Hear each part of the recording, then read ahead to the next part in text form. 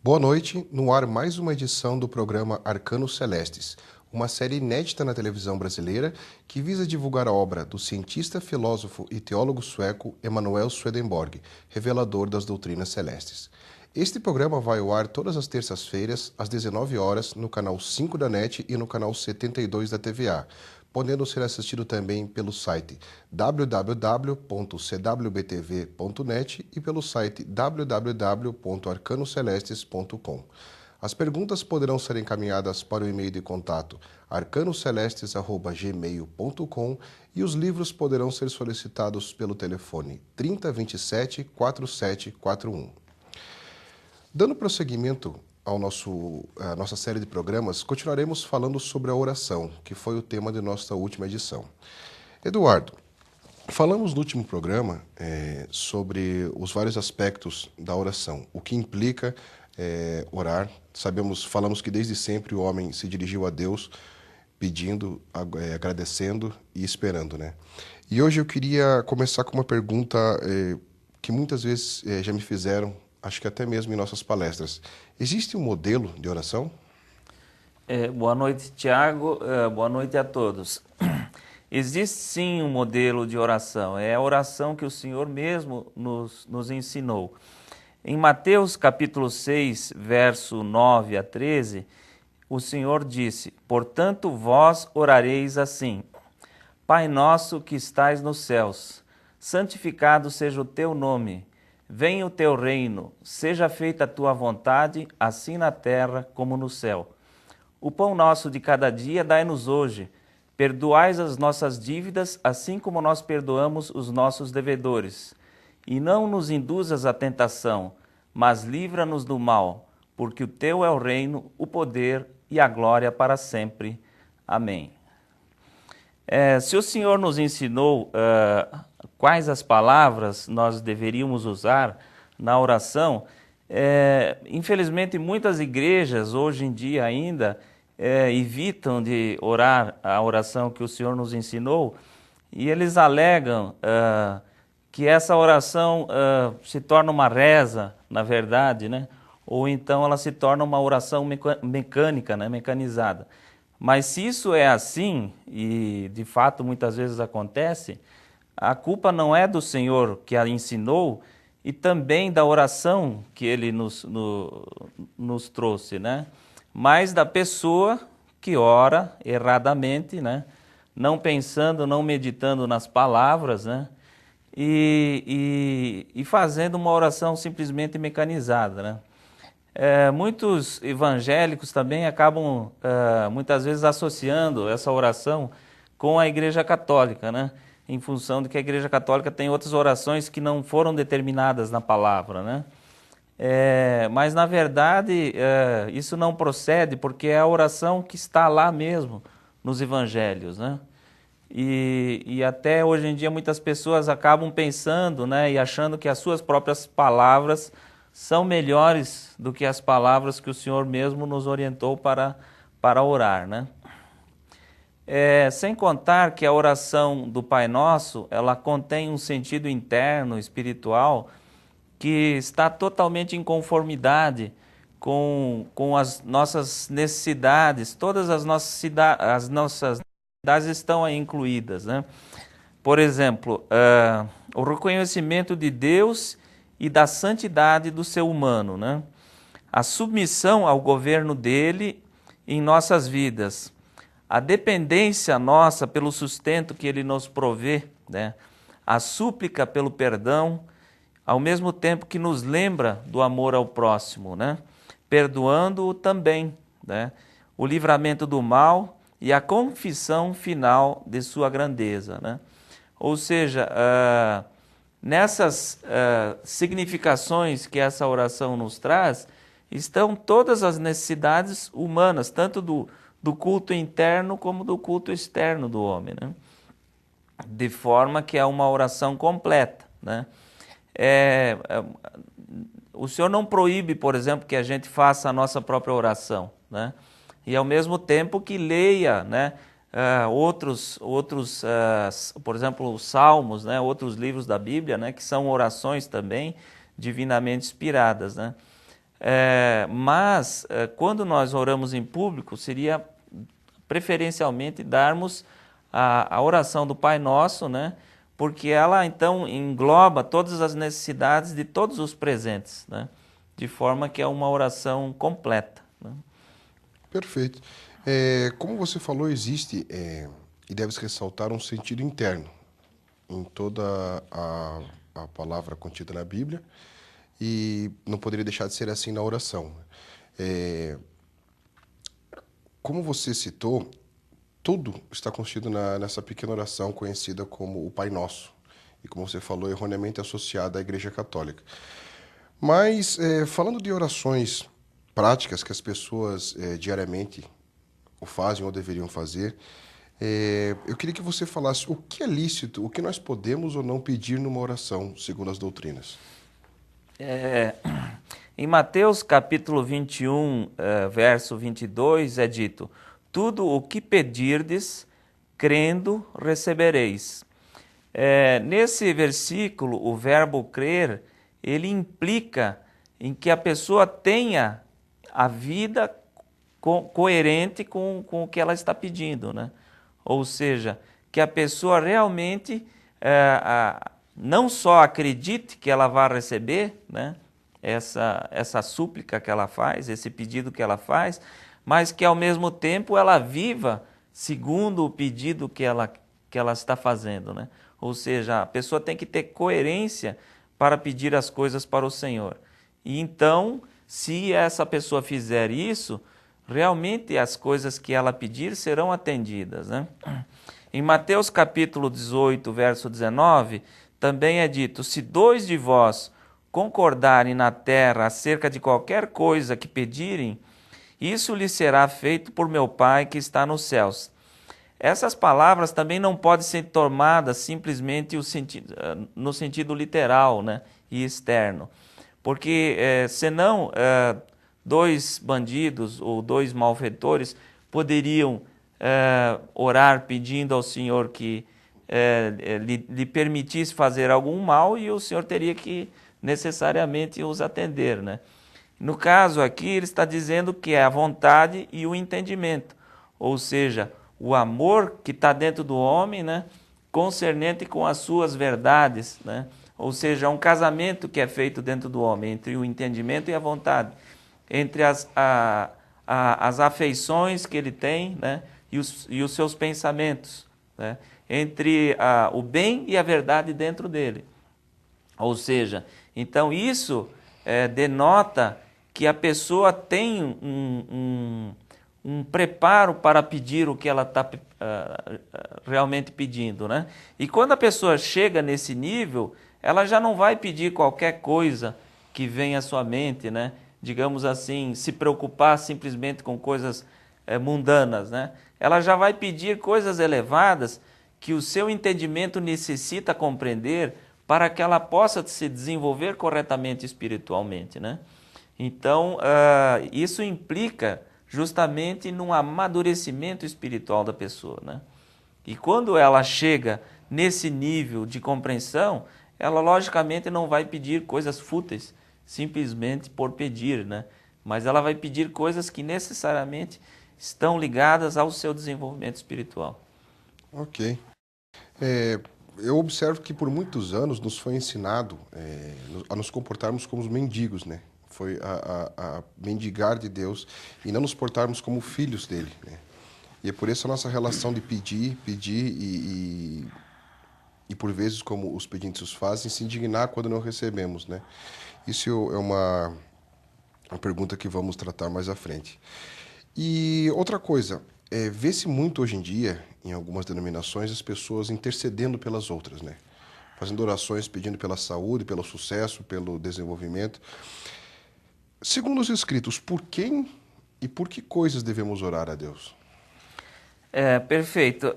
Em Mateus capítulo 26, 41 é dito: vigiai e orai para que não entreis em tentação.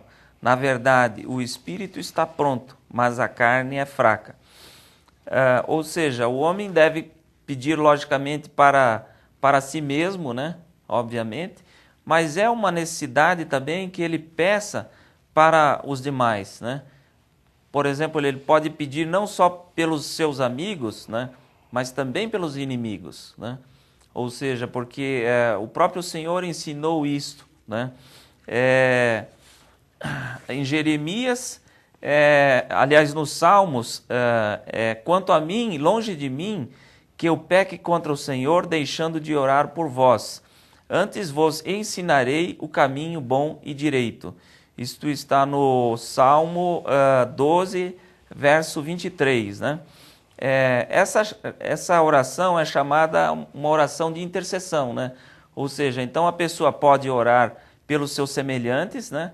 Desde que os semelhantes estejam numa recepção, ou seja, num estado receptivo para poder receber os benefícios dessa oração. Quanto à pessoa que ora, né, ela sempre vai ser beneficiada, mesmo que a pessoa que ela está intercedendo ou procurando interceder em favor dessa pessoa, mesmo que essa pessoa não esteja num grau de recepção compatível com a oração que está sendo feita para ela, né? Mas o importante é que nós sempre seremos beneficiados, mesmo que a outra pessoa não seja beneficiada, né? Orar, por exemplo, pela cura de enfermidades, né? Em Tiago, capítulo 5, versos 14 e 15, é dito: está alguém entre vós doente? Chame os presbíteros da igreja e orem sobre ele, ungindo-o com azeite em nome do Senhor. E a oração da fé salvará o doente, e o Senhor o levantará. E se houver cometido pecados, ser-lhe-ão perdoados.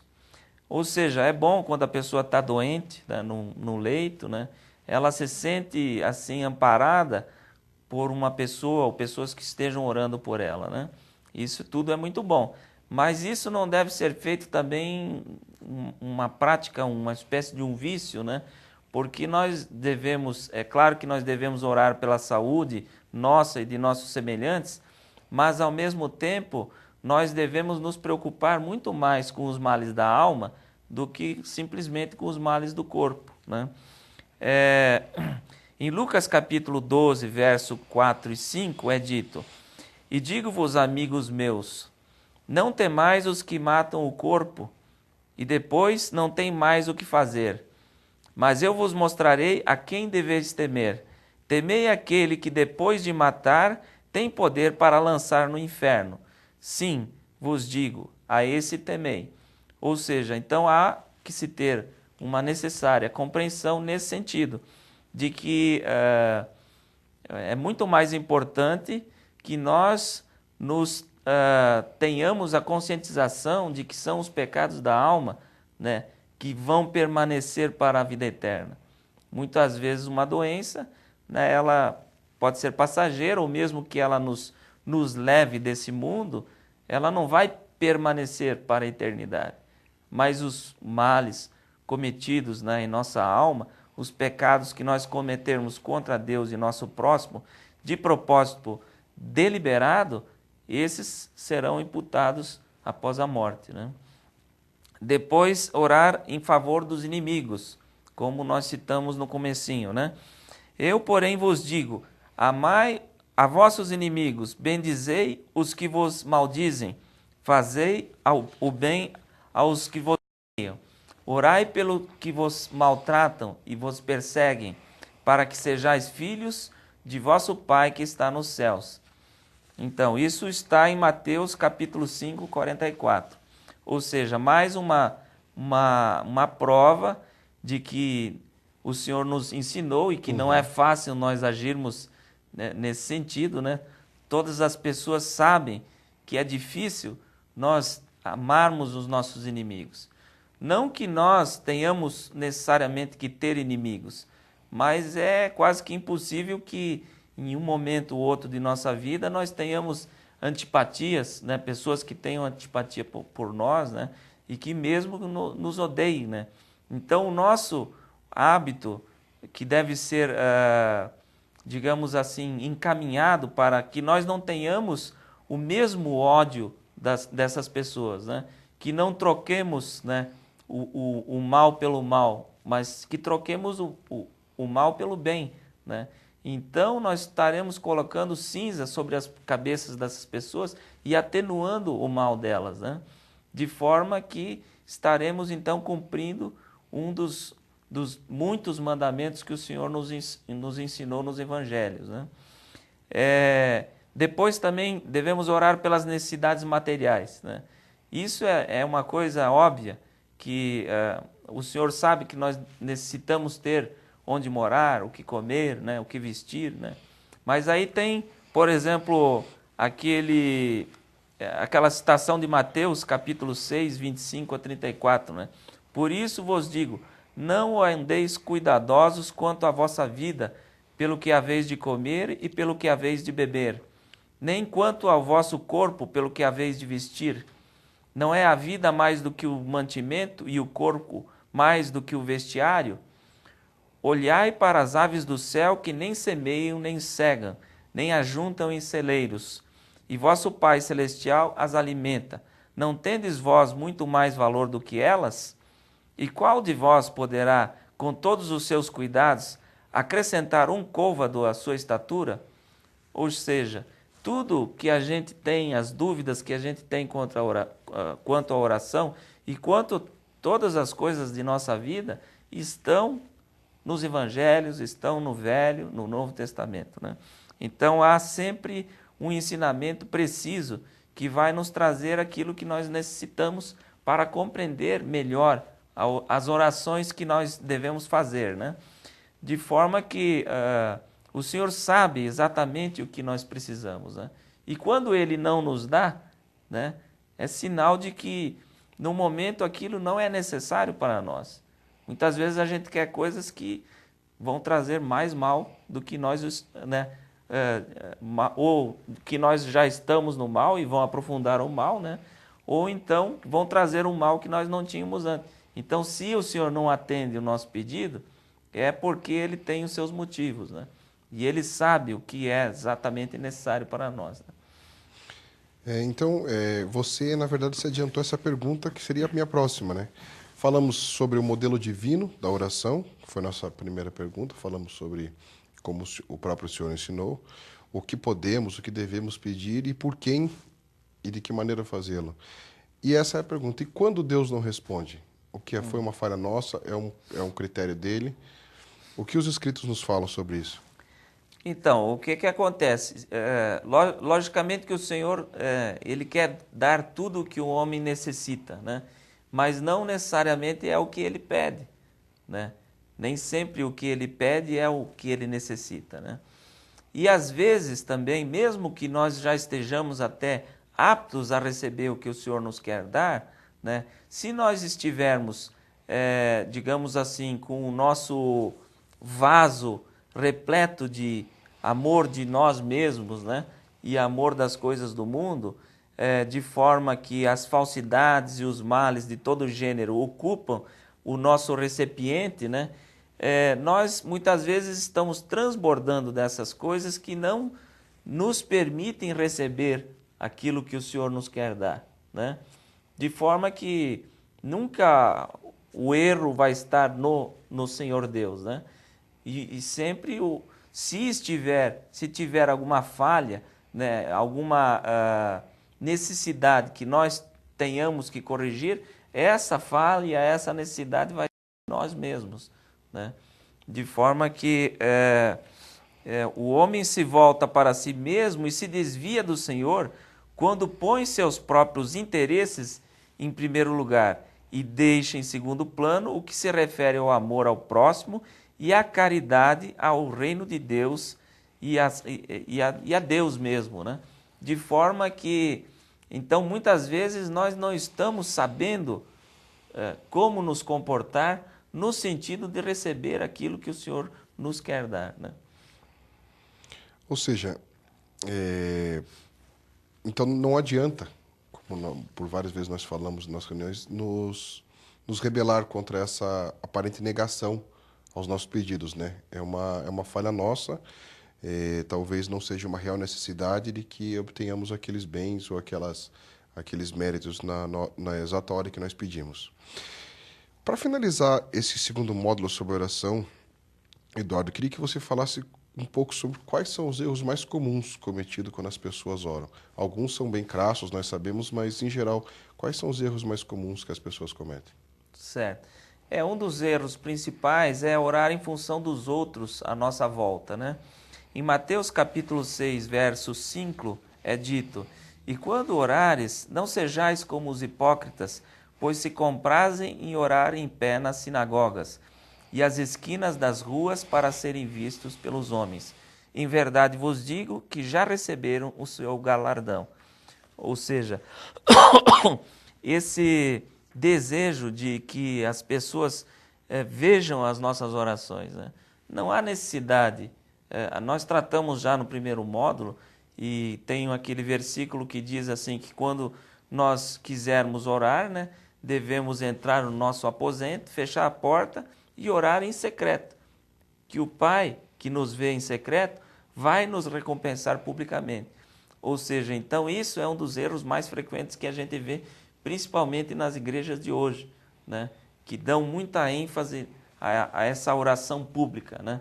Que não é tanto necessário. Nós podemos ter uma oração pública, como nós já falamos, né? Ora-se o Pai Nosso, todas as necessidades dos presentes estarão ali contempladas, né? De forma que é uma oração simples que se pode ser feita em público, sem a necessidade de grandes estardalhaços, né? Em Mateus capítulo 6, verso 7, também é dito: E orando, não useis de vãs repetições, como os gentios que pensam que por muito falarem serão ouvidos. Ou seja, essa insistência de querer fazer com que, digamos assim, insistir numa coisa como se isso fosse determinante, né? Para a recepção daquilo que nós queremos, né? Na verdade, não, nós devemos orar com o coração aberto, com um espírito de mansidão, né? Com humildade e humilhação diante do Senhor e nos corrigirmos para poder receber aquilo que nós pedimos, né? Outro erro frequente, né? Orar dando ordens a Deus, né? Isso é uma coisa que é até uma afronta ao Senhor, né? Orar é suplicar com humildade, né? Mateus capítulo 26, versos 39, é dito, né? E indo um pouco mais para adiante, prostrou-se sobre o seu rosto, orando e dizendo: Meu Pai, se é possível, passa de mim este cálice. Todavia não seja como eu quero, mas como tu queres. Ou seja, se o seu próprio Senhor, orando para a alma divina que estava dentro dele, do Pai que estava dentro dele, pede desta forma, né, pedindo humildemente, mas colocando a vontade do Pai acima dele próprio, né, ou seja, a vontade da alma acima do corpo, né, muito mais nós devemos ter esse sentido de humildade, de humilhação perante o Senhor, né? Nos colocando em nosso devido lugar, né? E, por último, pretender a solução de todos os problemas, né? Ou seja, em 2 Coríntios, capítulo 12, versos 7 a 10, é dito: E para que não me exaltasse pela excelência das revelações, foi-me dado um espinho na carne, acerca do qual 3 vezes orei ao Senhor, para que se desviasse de mim. E disse-me: A minha graça te basta, meu poder se aperfeiçoa na grandeza. Isso é Paulo falando aos Coríntios, né? Ou seja, mesmo Paulo, né, pediu várias vezes, 3 vezes, né? E o Senhor disse: não, isto que eu estou deixando, né, na sua vida é para o seu bem, né? É para uma necessidade, inclusive, que você precise, né, desse espinho, né, na sua vida, para que você possa refletir sobre certos aspectos da vida que ainda necessitam ser atualizados espiritualmente, né? Bem, nós continuaremos nos próximos programas, acredito que mais uns 2, né, ou 3, para terminarmos esse curso da oração. E lembrando a todos que os livros estão aí. Temos um livro que eu gostaria de trazer no nosso próximo programa, que é aquele que trata sobre a oração dominical. É um livro que está à disposição na livraria, pode ser solicitado pelo telefone 3027-4741 e lá ele trata de todo o sentido interno da oração dominical, verso por verso, né? Lembrando a todos que as perguntas e sugestões podem ser enviadas para o e-mail arcanocelestes@gmail.com e que estamos à sua disposição, né, para eventuais dúvidas e qualquer elucidação que seja necessário. Eduardo, eu queria te agradecer mais uma vez e pedir que você despedisse dos nossos ouvintes, né? Então, é só colocar uma última colocação. Esse curso, na verdade, ele é concluído hoje, né? E para a conclusão final, eu vou ler só um trechinho, né? Finalmente, devemos orar e depois confiar que o Senhor proverá tudo o que nos concerne. Salmo 37, verso 3 a 5. Confia no Senhor e faze o bem. Habitarás na terra e verdadeiramente serás alimentado. Deleita-te também no Senhor e te concederá os desejos do teu coração. Entrega o teu caminho ao Senhor, confia nele e o mais ele o fará. Muito obrigado a todos. Uma boa noite, Tiago. Boa noite, equipe de produção. E até terça-feira que vem, com a graça de nosso Senhor Jesus Cristo. Amém.